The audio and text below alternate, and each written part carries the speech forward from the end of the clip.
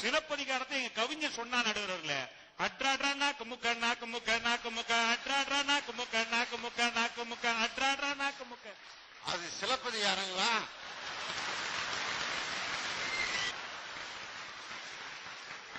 நடுவர் அவர்களே, நீங்க சயின்ஸ் வாதியாரனால தமிழ் தெரியல. எழுதியிருக்கான் பாருங்க. பொண்ணுங்களை பிறக்க வச்சான் பொண்ணுக்குள்ள கருவு வச்சான் கற்ப வச்சான் மதுரை எழுதி அணைங்கடா அணைங்கடா அணைங்கடான்னு கண்ணகி மதுரையை எரித்த விஷயத்தை சொன்னான். சிலப்பதிகாரம் ஓவர். பக்தி இலக்கியங்களாக எழுதப்பட்ட கொடுவா மீச அருவா பார்வை ஆறுமுகம் தான் கைய வச்ச தூள். அதுவும் பக்தி இலக்கியங்களா? திருமுருகாற்று படைங்களா? அது இல்ல, நீங்க ஆய்வு தப்பா பண்ணிருக்கீங்க. அது திருமுருகாற்று படை அல்ல, கந்த புராணம்.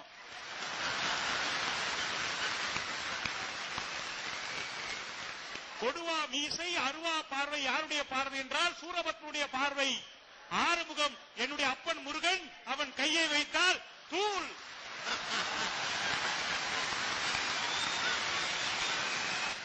சூர சம்ஹாரம் நடத்தியது கந்த புராணத்தை சொன்ன பாடல். கந்த புராணம் ஓவர். ஏ கட்ட கட்ட கட்ட கட்ட நாட்டு கட்ட நல்லாத்தானே இருக்கு.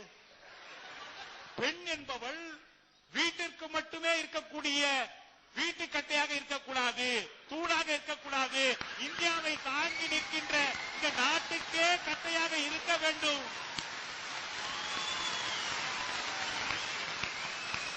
ஐயா, நாட்டுக்கட்டைக்கு இப்படி ஒரு விளக்கம் சொன்னாலும்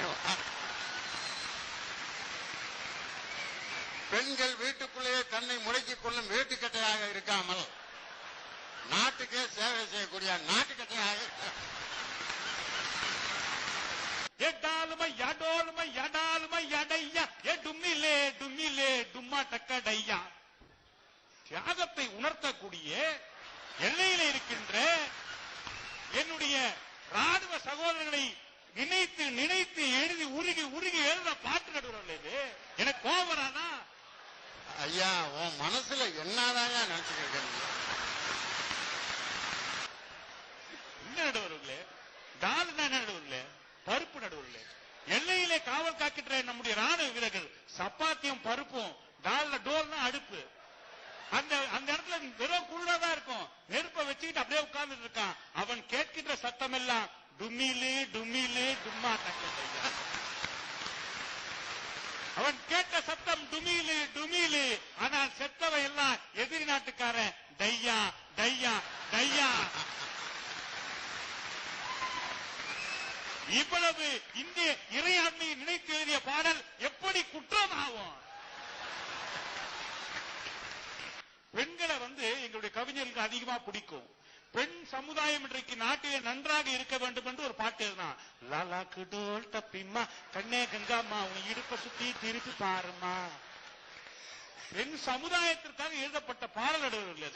பெண் விடுதலைக்காக எழுதினதா?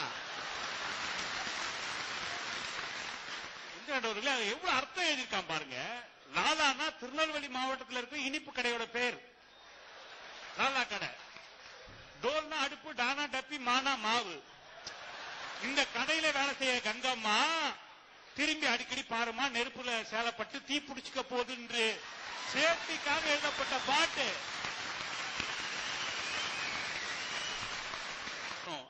அந்த பாட்டு எழுதாம் பாருங்க. டாடி மம்மி வீட்டில் இல்ல, தடபோட யாரும் இல்ல, விளையாட போவோம் உள்ள வில்லாடா. எவ்வளவு நல்ல பாட்டு இந்த பாட்டு. இதில் என்ன குற்றம் கண்டீர்கள்? சொற்குற்றமா பொருட்குற்றமா? வில்லாளன் என்று சொன்னால் ராமன். டாடி மம்மி வீட்டில் இல்லை, தலைபோட யாரும் இல்லை, விளையாட போமா உள்ளே வில்லாளன் ராமன். என்னுடைய காதலன் ராமனை போன்றவன். அவனால் எனக்கு ஒரு தீங்கும் வராது. அதனால் அப்பா அம்மா இல்லனா கூட பரவாயில்ல, உள்ள வாடா என்று நினைக்கின்ற ஐயா, இத பூரா சேர்த்து ஒரு நோட்ஸா போட்டு வித்துறியா? ஜிங்கு ஜிங்குன்னு ஜிமிக்கி போட்டு ஜெல்லு ஜெல்லுக்கிற ரவிக்க போட்டு எங்க நீயும் போற இங்க சொல்லு வேகம்மா, இங்க துணைக்கு நானும் வார சத்த இங்க போவம்மா. ஜிங்கு சிக்கா கிச்சிக்கா ஜிங்கு கிச்சிக்கா. இவ்வளவு அர்த்தம் சொல்றிய, இந்த பாட்டுல இன்னொரு வரைக்கும் அர்த்தம் சொல்லிட்டு அடுத்த பாயிண்ட்டுக்கு போனீங்க. கும்பகோணம் 3 மைல், பூண்டி கோயில் 6 மைல், சாயங்கால வேலையில சேலை எதுக்கடி, சேவல் கூவும் நேரத்திலே எடுத்து சாத்தடி. ஜிங்கு சிக்கா கிச்சிக்கா ஜிங்கு சிக்கா. சொல்லப்பா. நடுவர் அவர்களே, வெளியே போகும்போது சேலை கட்டு போல, வீட்டுக்கு வந்தோம் நைட்டி போட்டுக்கோன்னு சொல்றான்.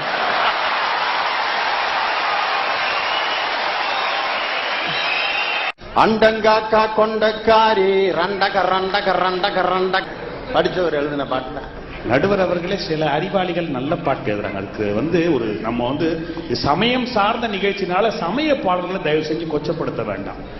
நீங்க பாடின அந்த பக்தி பரவசம் மூட்டக்கூடிய பாடலை தயவு செய்து வேண்டாம், நாம் கொச்சைப்படுத்த வேண்டாம் அப்படின்னு நினைக்கிறேன். நான் பாடினது பக்தி பாட்டா இல்ல, நல்ல சுய நினைவோட தான் இருக்கீங்களா? நல்ல பாட்டு. அண்டம் காக்கா கொண்டக்காரி. அண்டம் என்றால் உலகம், உலகத்தை காக்கின்ற கொண்டைக்காரி மதுரை மீனாட்சி அம்மனை புகழ்ந்து பாடிய பாட்டு. 5 சொல்லுக்காரி. 5 எழுத்து மந்திரம், 6 எழுத்து மந்திரம், 8 எழுத்து மந்திரம். சரவணபவா, நமசிவாய, நமோ நாராயணா என்று இத்தனை சொல்லுக்கு சொந்தக்காரி. உங்களுக்கு என்ன குழப்பம்? உங்களுக்கு என்ன குழப்பம்? ரண்டக ரண்டகன்னா என்ன?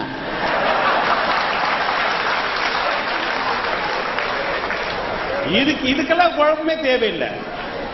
சிவன் வீட்டுல சிவனுக்கு 2 பொண்டாட்டி, அந்த வீட்டுல 2 அக்கா இருக்காங்க. முருகனுக்கு 2 பொண்டாட்டி, அந்த வீட்டுல 2 அக்கா இருக்காங்க. பெருமாளுக்கு 2 பொண்டாட்டி, அந்த வீட்டுல 2 அக்கா இருக்காங்க. எல்லா வீட்டுல 2 அக்கா 2 அக்கா 2 அக்கான்னு தான்.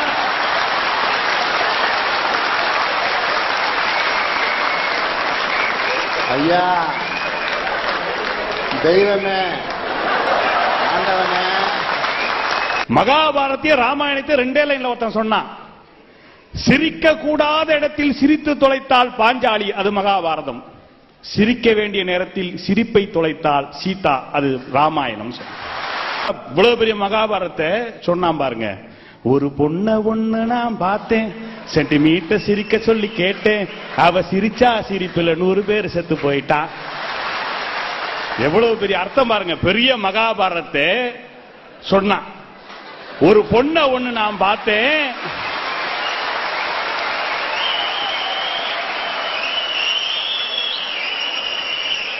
சென்டிமீட்டர் சிரிக்க சொல்லி கேட்ட யாரு? பாஞ்சாலி சிரிச்சா, கௌரவர்கள் 100 பேர் செத்து போயிட்டாங்க. இங்க இசையமைப்பாளர் என்ன வேலை பண்ணாங்க தெரியுங்களா? அதுக்கு முடிஞ்ச பிறகு அந்த வரி முடிஞ்ச உடனே ஐயோ ஐயோ ஐயோ இதான் எழுதுனீங்க. சரி, நிறைய பாட்டுக்கு விளக்கம் சொன்னீங்க.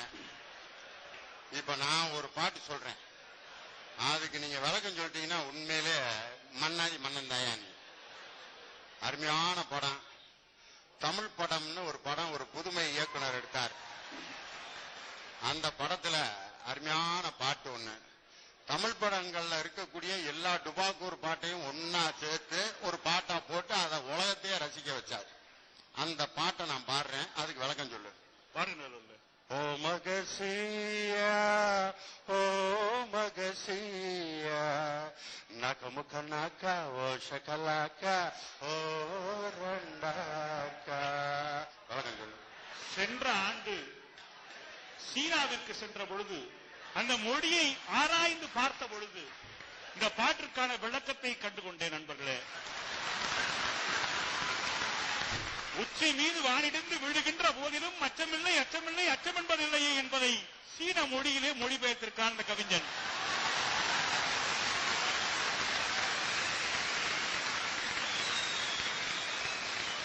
தெரியாம கேட்டையா?